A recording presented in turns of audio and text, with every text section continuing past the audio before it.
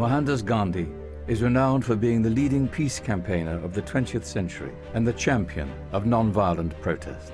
He devoted his life to campaigning for the rights of the Indian people and the independence of India from the control of the British Empire. Why didn't Gandhi receive the Peace Prize? This has been repeatedly a question asked.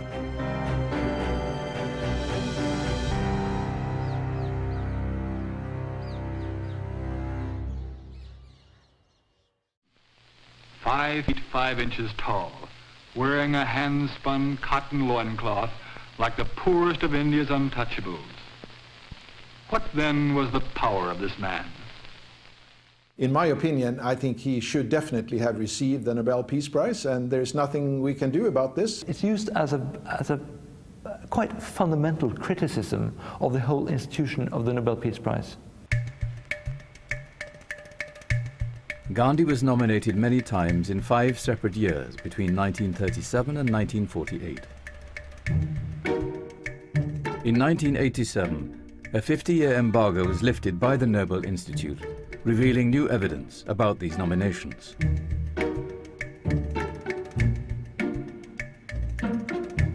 Øyvind Tønnesson has been looking through the evidence. It all goes back to the first nominations in 1937. The Friends of India Society in Norway wrote very sympathetically about Gandhi as a person and about the struggle for Indian independence, and very critically of British colonial rule. In shortlisting Gandhi for the Nobel Peace Prize, the Nobel Committee would have considered Gandhi's previous successful non-violent campaigns against British rule.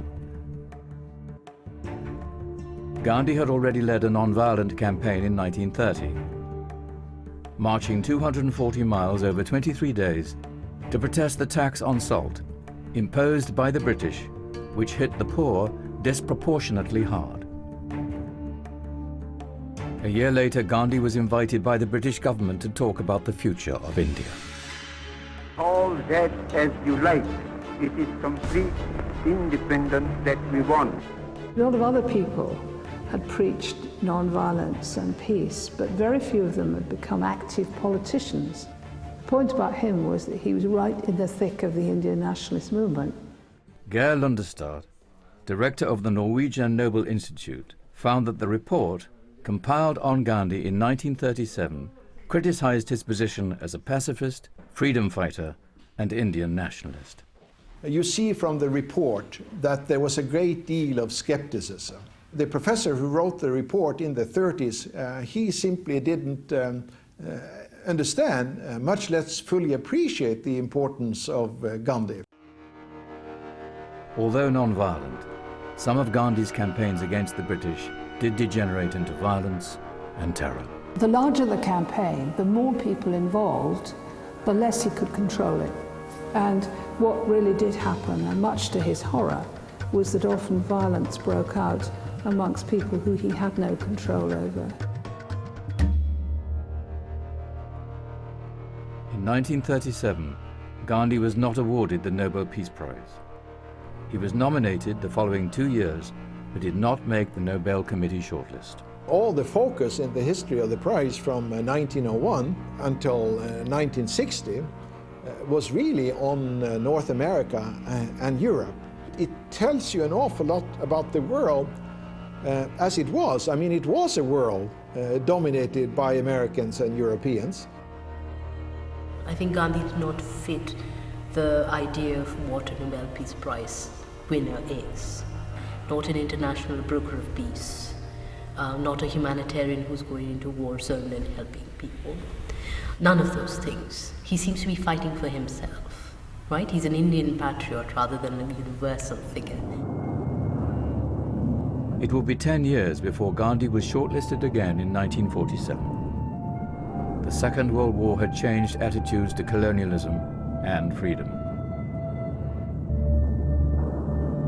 It was becoming clear after World War II that India was becoming independent. India was definitely an item on the international agenda. It was something that people knew about.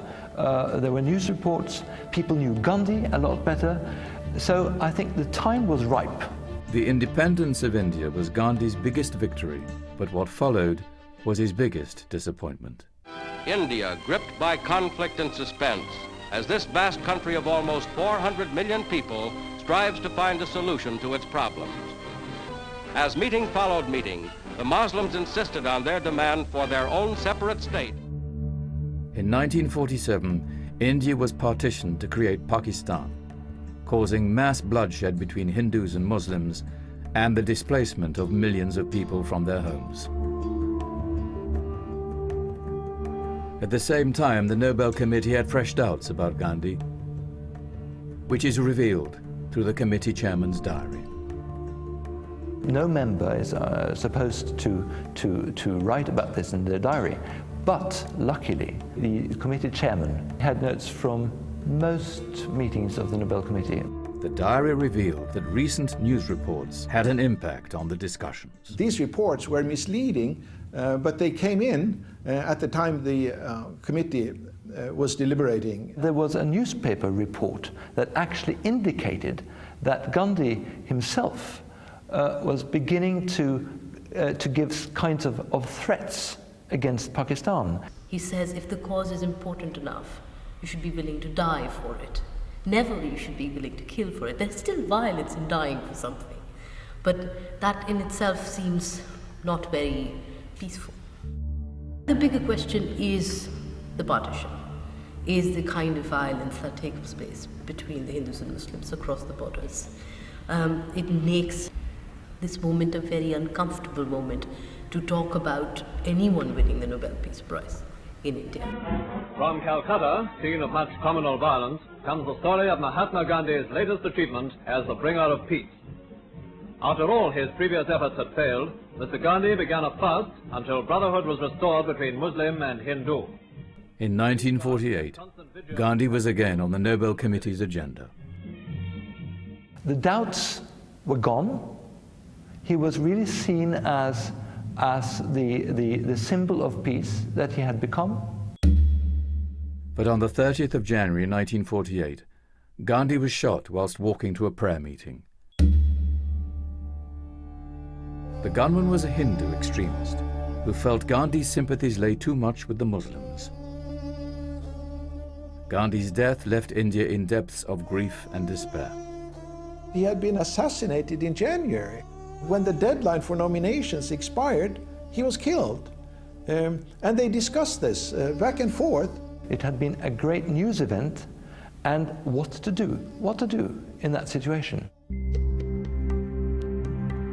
There was a strong desire both inside and outside the Nobel Committee to award Gandhi the Nobel Peace Prize. The Nobel Committee received telegrams assuming that the Nobel Peace Prize could be awarded to Gandhi posthumously. It hadn't been done before.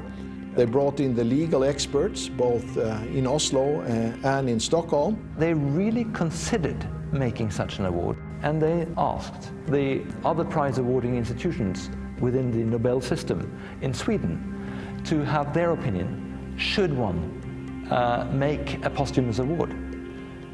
And the answer from the Swedish bodies was no. I have sympathy for their decision not to give out posthumous prizes. I mean, if there are enough candidates among the living, and the living can still change the world. The statement that they had found no living person worthy of the prize was a clear indication of this fact that Gandhi would most likely have received the prize.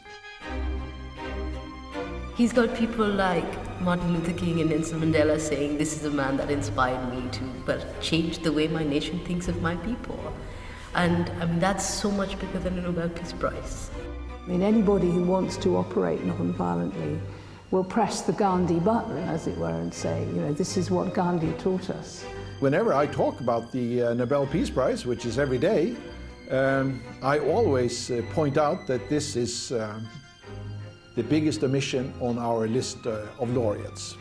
In my opinion, I think he should definitely have received the Nobel Peace Prize, and there's nothing we can do about this, unfortunately, because posthumous prizes are not possible, and that's it. Even though he didn't get the Nobel Peace Prize, it changes the nature of the Nobel Peace Prize, the discussions about him. And that in itself is actually quite much more important. And I mean, in essence, he's someone who inspires the next generation of Peace Prize winners. So in some ways, that's his Nobel Peace Prize.